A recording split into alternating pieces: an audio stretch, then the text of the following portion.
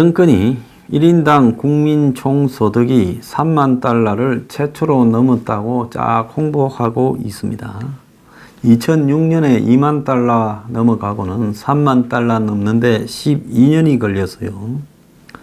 자, 작년에 GDP 성장은 2.7%였다고 이렇게 발표를 했습니다. 한국은행은 어제 1인당 명목 GNI가 31,349불을 이었다.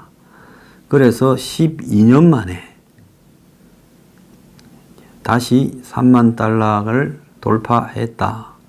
5천만 인구가 넘는 나라 중에 3만 달러를 넘은 것은 우리가 7번째다. 가장 먼저 이렇게 달성한 나라가 일본, 독일, 미국, 영국, 이탈리아, 프랑스 등이다. 즉 작은 나라 중에는 스웨덴이나 오스트리아, 덴마크, 노르웨이 등은 아주 많지요. 근데 인구가 이제 5천만 달러가 넘는 나라, 중동의 산유국 카타르나 바레인, UAE 등도 마찬가지입니다. 5천만 달러가 넘는 나라는 3만 불을 이렇게 넘기가 힘드는데 2만에서 3만에 도달하는 시간이 일본, 독일은 5년, 미국이 9년으로 우리보다 짧았는데 영국은 11년, 프랑스와 이탈리아는 14년이 걸렸다는 겁니다. 그러니까 한국이 일본, 독일, 미국, 영국 같은 이런 나라보다 조금 문제가 있는 프랑스, 이탈리아 비스무리하게 가고 있는 것도 사실이죠. 6개국 평균치가 9.7년인데 한국은 12년이 걸렸습니다. 자, 우리나라의 경우에 글로벌 금융위기의 탓도 있다 이렇게 이야기를 하는데요.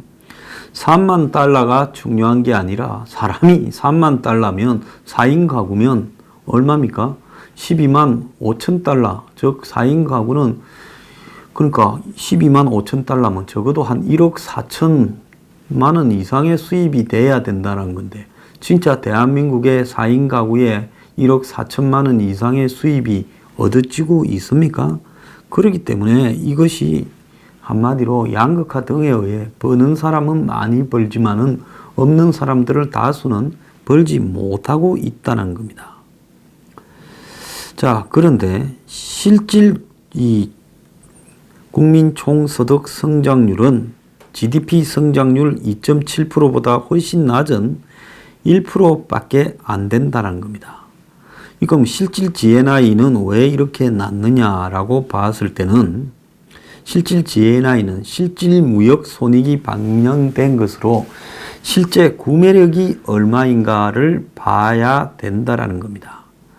그래서 결국은 이 명목 GDP 성장률 2.7%보다 한국의 실질 GNI가 1%밖에 안 된다라는 것은 한국의 지금 교역 조건이 매우 악화되어 있음을 의미하는 거고, 그래서 실질적으로 한국 경제의 성장을 거품 효과를 빼면 1%밖에 안 된다라는 부분을 의미하는 겁니다.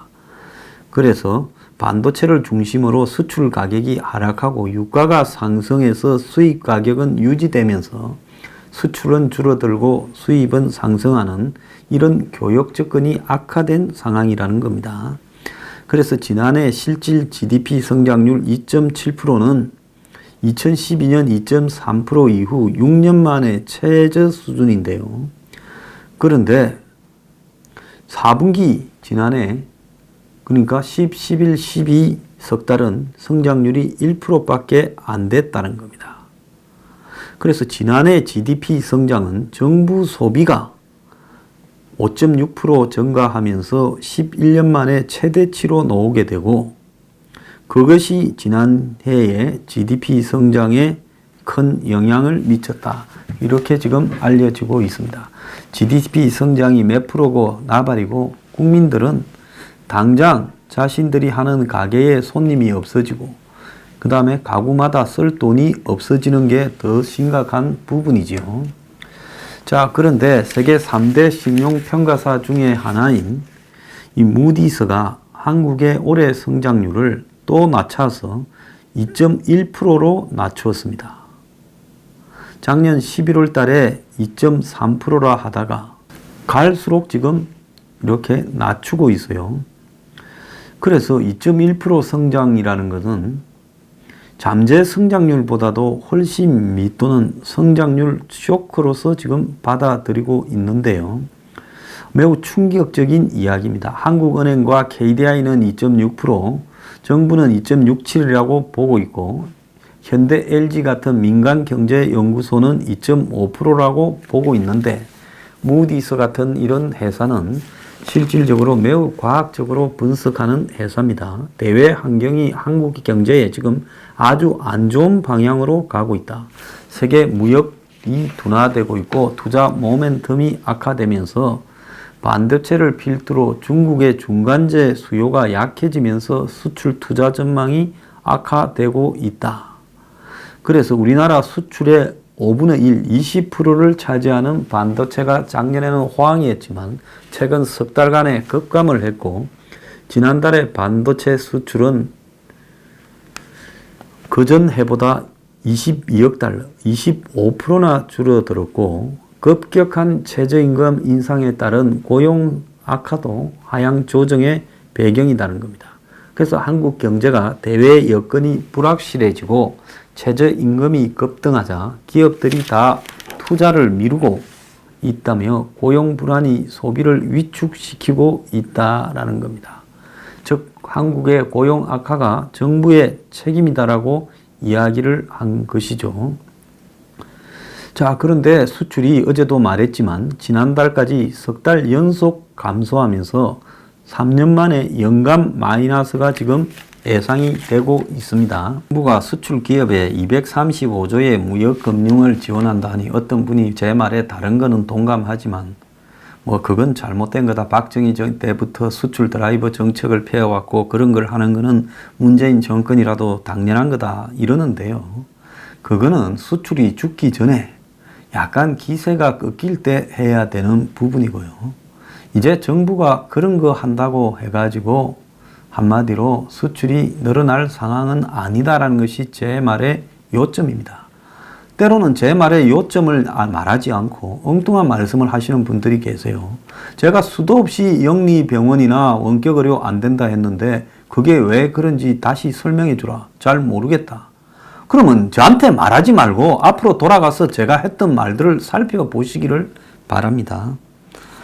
자, 이런 이 특별 보정이나 수출 마케팅 지원 같은 거는 과거에 하던 대책을 그대로 재탕을 한 건데, 자, 수출 경쟁력을 근본적으로 최저임금이나 또 더 나아가 가지고 이 무역 분쟁에 대해서 지원해 준다든지 이런 부분으로 또 산업구조 개편을 통해서 새로운 수출 활로를 개척한다든지 이렇게 해야지. 그게 아니라 그냥 수출 금융 지원해 준다면 또 수출 사기범들이나 늘어날 가능성이 크지요. 근본적으로 수출이 되지 않을 대외 환경이나 그리고 내적 조건들이 갖춰지고 있는데 이런 식으로 보정 확대해 준다고 수출이 늘어나면 누가 수출을 못 하겠습니까? 그래서 한 가지 일이나 자기 분야의 문제만 갖고 제 말에 이러지 말고요. 한번 제 말도 생각을 해보기를 바랍니다. 자, 그런데 지금 1월 폐업이 불황형 실직자가 14만 4천 명이다. 1월에 기업이 경영난을 겪거나 문을 닫아 직장을 잃은 근로자 수가 14만 4천 명이다라는 겁니다. 고용정보원이 고용보험 취득 상실 현황을 이렇게 조사했는데 이 고용정보원 어디서 많이 듣던 데죠? 문준용이가 그 취업 시비가 걸린 그 얘기입니다. 지난 1월 달에 경영상의 필요에 의한 퇴사, 회사 불황으로 인한 인원 감축, 폐업, 도산 사유로 인한 고용보험 상실 근로자가 14만 4,170명으로 작년 1월 달보다 2.96%가 증가했습니다. 자, 그래서 경영상의 필요에 의한 퇴사와 회사 불황으로 인한 인원 감축에는 해고, 권고사직, 명예퇴직 등이 포함된다는 거예요.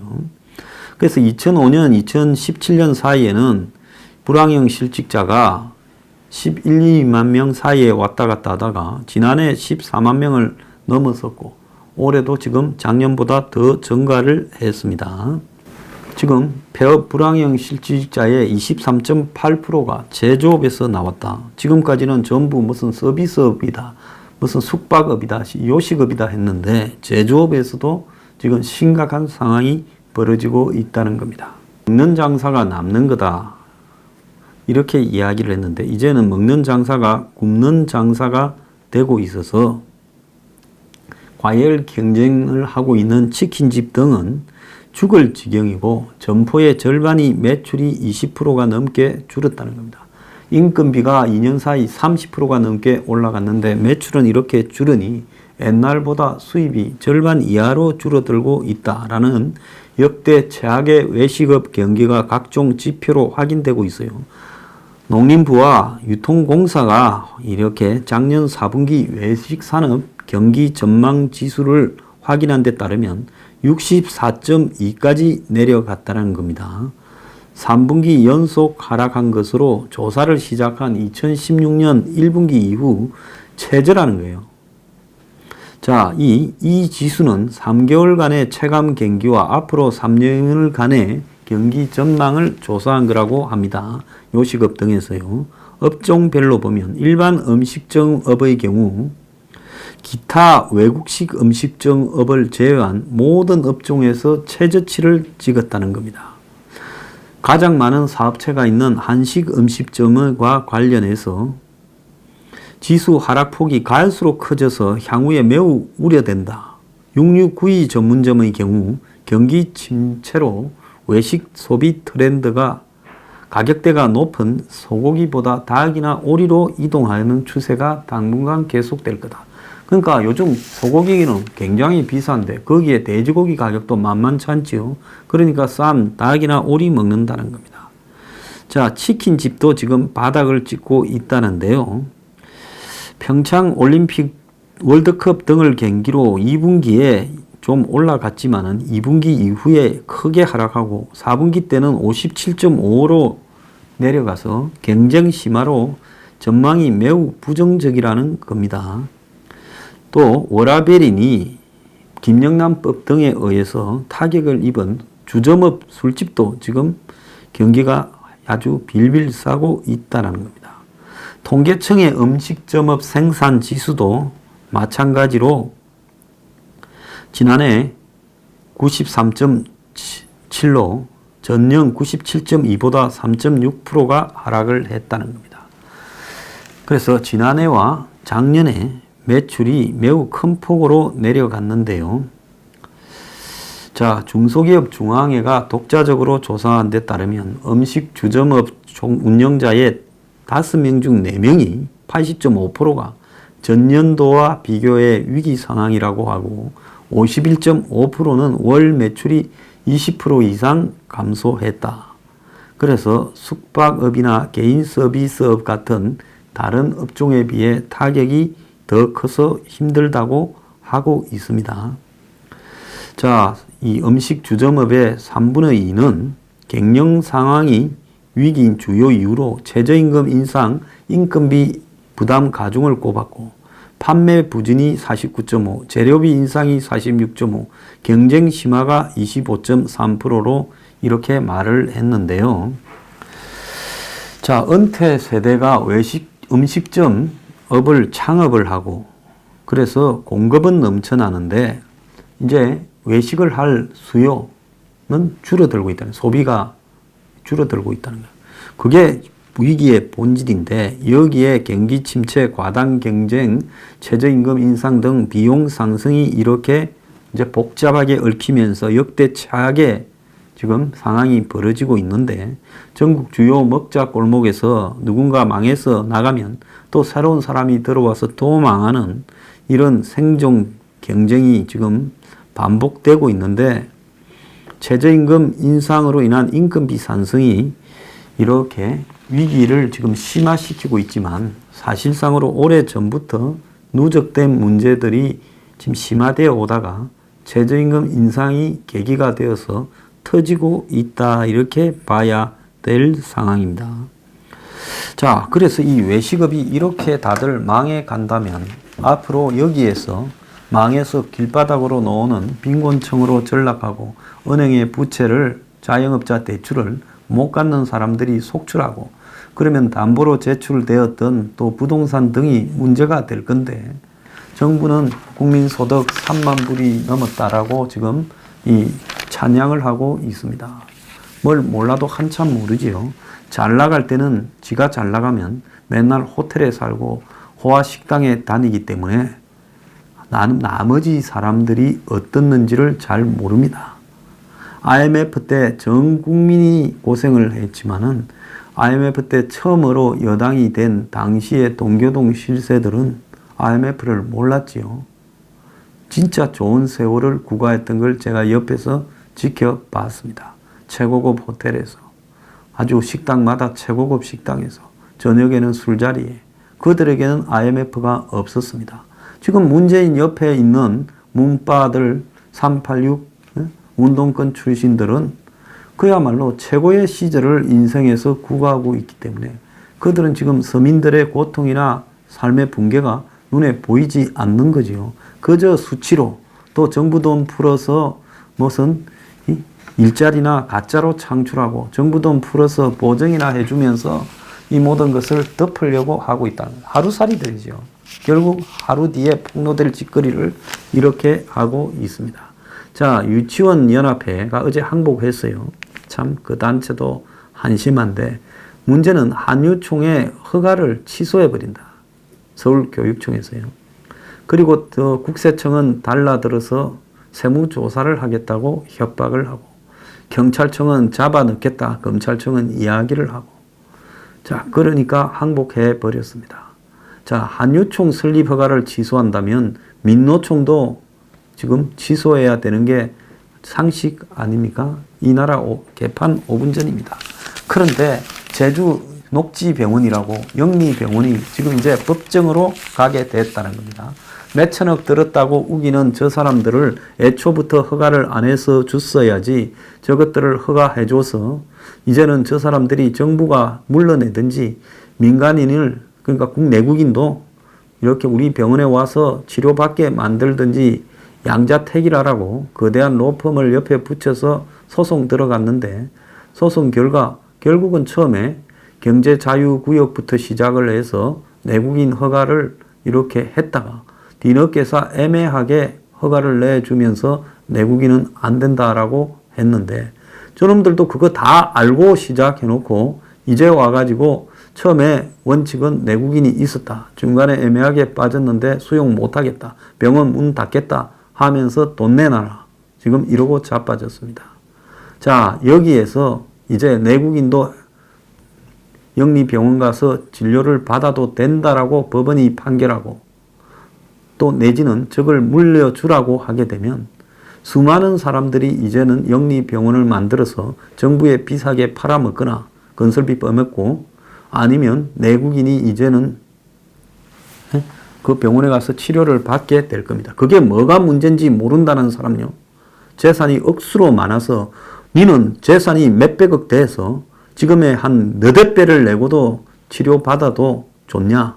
그리고 네가 만약에 기존에 의료보험 되는 대로 가려면 몇 달 기다려도 되냐? 그걸 제가 묻고 싶어요. 그런데 한국당은 이런 부분에 말 한마디 하지 않고 있고 규제 완화라고 하면서 황교안이 취임해서 하는 소리들을 보면 기업들의 규제 완화해줘라 하면서 이런 원격 의료나 이런 것까지도 무조건 지지하는 걸로 보입니다. 규제 완화도요, 가려가면서 해야 돼요.